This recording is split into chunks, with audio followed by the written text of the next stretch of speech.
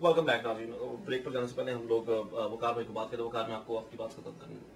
हाँ, तो मैं कहता हूँ कि पाकिस्तानी मीडिया तो खुद कफील है हमें तबाह करने में और अपने आप को तबाह करने में। उनका कोई ना एजेंडा है ना उनकी कोई डायरेक्शन है। सही, इधर से कुछ पकड़ा उधर से कुछ पकड़ा। पहले जैसे होता था ना, वो पीछे से मूवी पकड़ी और बस नाम चेंज किया और चलो भाई। इसी तरह अभी भी हो रहा है, ड्रामे उसी पैटर्न पे चल रहे हैं। हमारा कोई अंदाज ही नहीं है, कोई डायरेक्शन ही नहीं है। हमारा कोई अंदाज नहीं, हमारी कोई डायरेक्शन नहीं है। लेकिन यहाँ पर अभी मेरा बस आखिरी मेरे पास 2 सवाल रह गए। एक्चुअली मेरे पास एक कॉल आ गया, हम कॉल लेंगे। अस्सलाम वालेकुम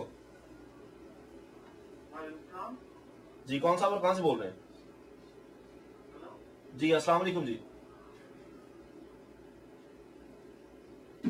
कौन साहब और कहाँ से बोल रहे हैं? अपने टीवी की आवाज जरा आहिस्ता कर दीजिए प्लीज। ये कॉल ड्रॉप हो गया हमारे से। हाँ जी, यहाँ पर सवाल मेरा यह है कि जो इंडियन मीडिया, इस मीडिया का असरात जो है खुद इंडिया के मुसलमानों पर किस हद तक पड़ रहे हैं?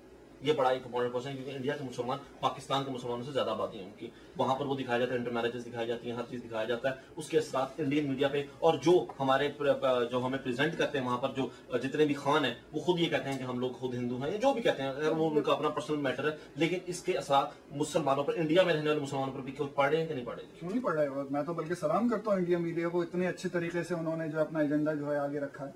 सही है, जो चाहते हैं, जो वो अपने आप को कौम बनाना चाहते हैं, दुश्मन को दुश्मन साबित करना चाहते हैं, वो कर रहे हैं।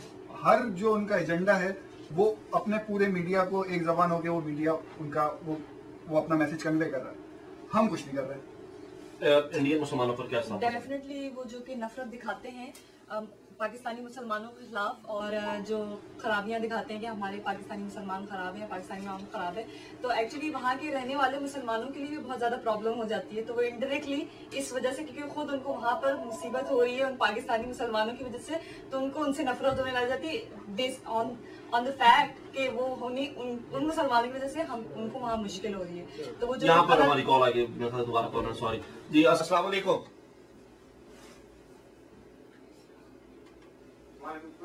जी, कौन साहब और कहाँ से बोल रहे हैं?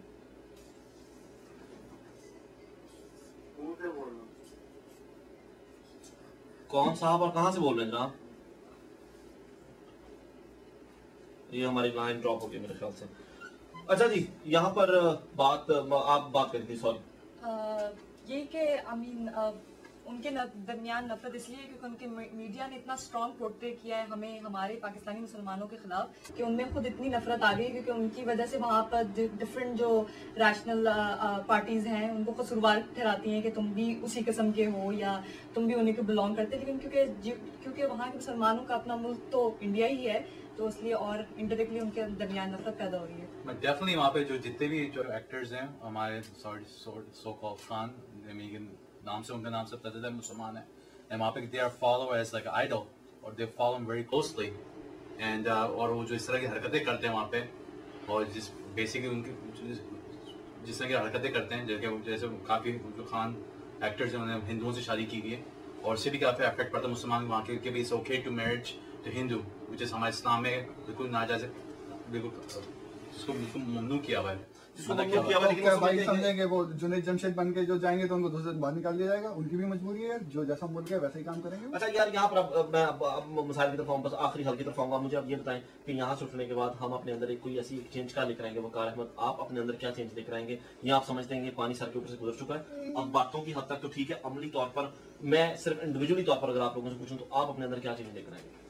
चेंज ये लेके आएंगे कि सबसे पहले जो अपने काबू में है वो ये है कि आप अपने घर में टीवी बंद कर सकते हैं। आप ऑल्टरनेट, हजारों चीजें अवेलेबल हैं। सही है, इंटरनेट का जमाना है, हजारों साइटें। तो इंटरनेट पर भी तो टीवी देखा जाता था, ये भी तो भाई अगर आपको पहुंचना है शेख साहब की तरह तो वो आप पहुंच जाएंगे।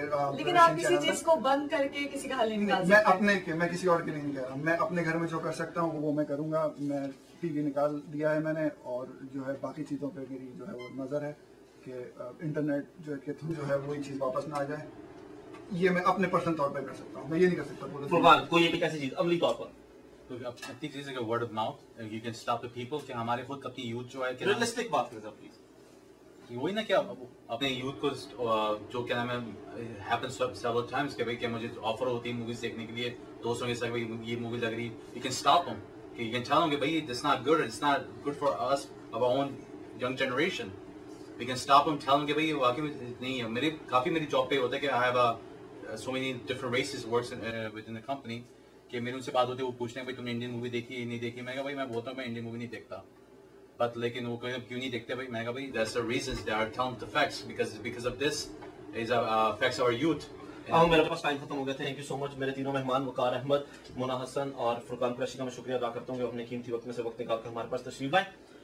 नाज़रीन, मुझे यकीन है, पक्का यकीन है मुझे कि हमारी इन बातों से आपको कोई फर्क नहीं पड़ेगा, किसी को भी कोई फर्क नहीं पड़ेगा, एक जर्रा बराबर भी फर्क नहीं पड़ेगा, और सब चीजें वैसे ही चलती रहेंगी जैसे कि चल रही हैं, सब कुछ वैसा ही होता रहेगा जैसा कि हो रहा है। मैं यकीन के साथ कह सकता हूं कि एक शख्स को भी हम नहीं बदल पाएंगे इस प्रोग्राम के बाद, लेकिन हमारा काम आपको आगाही देना है, हमारा काम आपको हकीकत आपके सामने लेकर आना है। आगे करना ना करना ये सब आप लोगों की मर्जी है। शायद इंडियन फिल्में बंद कर देना, इंडियन फिल्में ना देखना, इंडियन ड्रामे ना देखना तमाम मसाइल का हल ना हो। मैं पर्सनली तौर पर ये समझता हूँ कि अगर हम ये नहीं कर सकते तो हमें अपनी लिमिटेशंस डिक्लेयर कर देनी चाहिए। हमारी जो हदूद हैं, हमें उन हदूद में रहकर अगर हम हर काम करें तो वो ठीक है।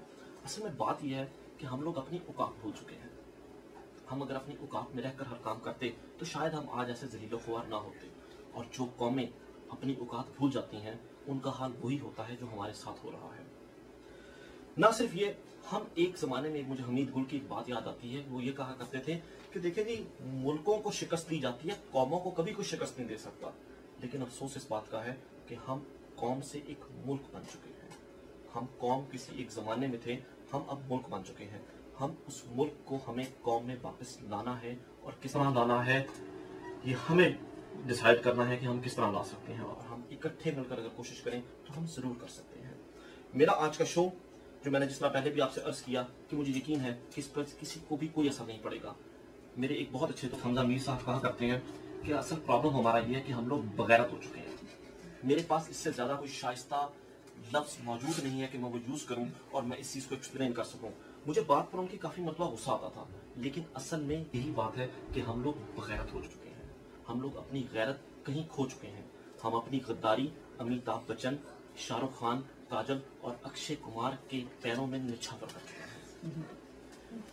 इस उम्मीद के साथ कि अल्लाह आपके घर वालों को और हम सबको थोड़ी गैरत अता फरमाए और अपनी औकात में रहने की तौफीक दे।